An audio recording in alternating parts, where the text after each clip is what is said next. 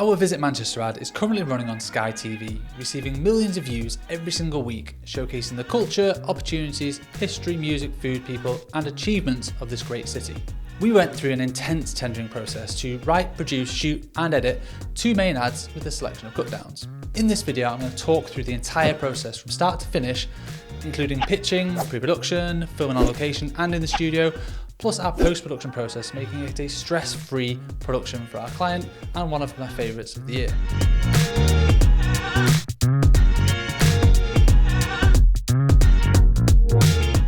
Hi guys, I'm Cal Thompson, owner of Dead Pixel Films and the director of photography for the Visit Manchester TV campaign.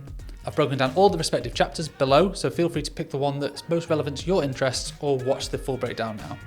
Up first, the tendering process. This was a public tender, which basically means a brief is shared on the internet and anyone is within their right to apply for the project if they think they're a good fit. Tendering for any project is highly competitive, but it's very common for any kind of public sector offering, regardless of industry. The theory is the right people get the job, and that personal connections or relationships have no real weight as a way of leveling the playing field for everyone. It can be a hell of a lot of work, with the odds stacked massively against you. We knew all of this and decided to pull together an idea with a full script into a 10-page document anyway. You've got to be in it to win it after all. My advice for anyone looking to take part in a tender is to do as much research as possible to make sure you're the right team for the job. The last thing you want to do is put tons of work into a pitch to later find out you're not even eligible. Some criteria can be based on location and size of organisation. You need certain insurances set up and an established business model to work with some of these big companies. If you set up a limited company yesterday, it's unlikely they'll trust you to deliver the project at scale, so just double check the requirements before doing loads and loads of work. Anyway, onto our approach.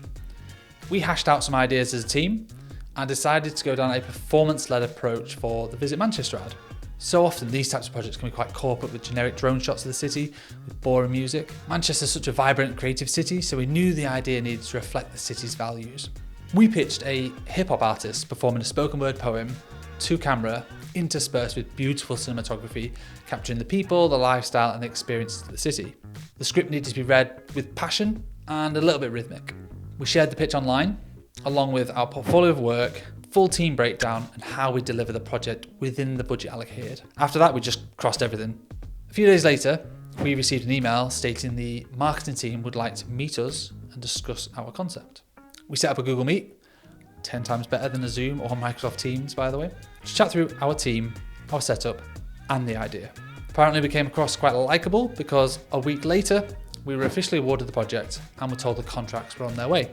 Pre-production on a TV ad like this involves fleshing out the idea into a concrete, solid script and storyboard, allowing feedback from the client. The initial pitch is our best guess as to what we think will make a great piece of content. The client will often have some thoughts and tweaks of things that can and cannot be said, as they're often closer to the brand or that particular business model. We see all of our projects as a creative collaboration, and honestly, egos need to be left at the door. There's often discussions outside of the handful of people involved that dictates the direction of any particular project. So my advice is to always be open-minded to ideas and never assume a first draft with the final project. That said, the marketing team loved our initial concept and offered up very, very minor suggestions to the script. Once the script was finalised, it was onto the shot list and working out which locations we were going to book to visually showcase Manchester the best.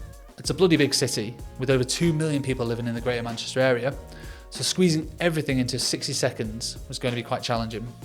We knew we had access to certain archive clips that had already been captured throughout the year. These were event specific, like Pride or the Manchester Marathon. The rest would all need to be original material. Between the marketing team and our own contacts, we started reaching out to various site managers and marketeers to see if they would be interested in being featured and if there was a fee involved.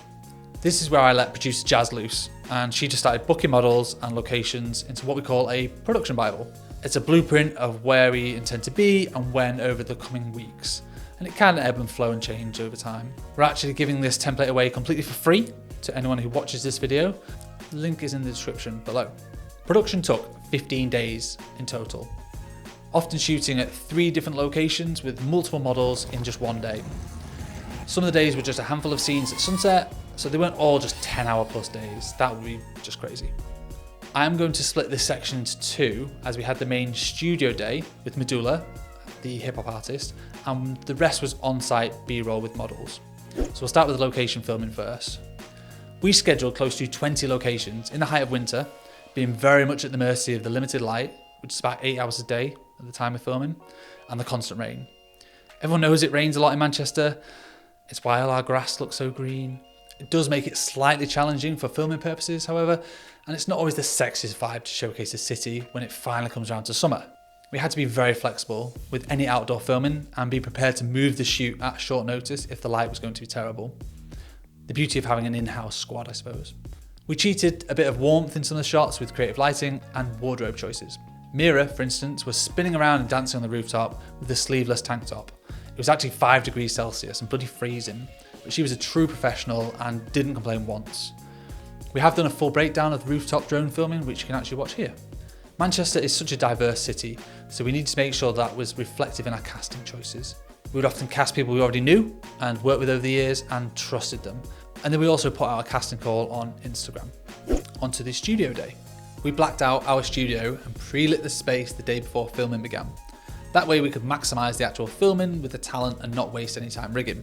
The blackout was a large, heavy drape, cable tied to a scaffolding rig, and then we brought in 20 vintage TVs to act as an interesting backdrop. All the footage played out on the screens was footage we shot around the city weeks prior. We created a few loopable files and then hit play on a laptop. It's a really simple setup that helps add depth, interest and detail to the background. We could have easily had Medulla just performing in a blacked out studio space, standing there alone, but part of our job as filmmakers is to try and think bigger. What can we do with the budget we have to make this more interesting? Medulla performed alongside a backing track that was pre-recorded in the studio. It meant we didn't need a sound recorders on the day and treated it more like a music video rather than a live performance.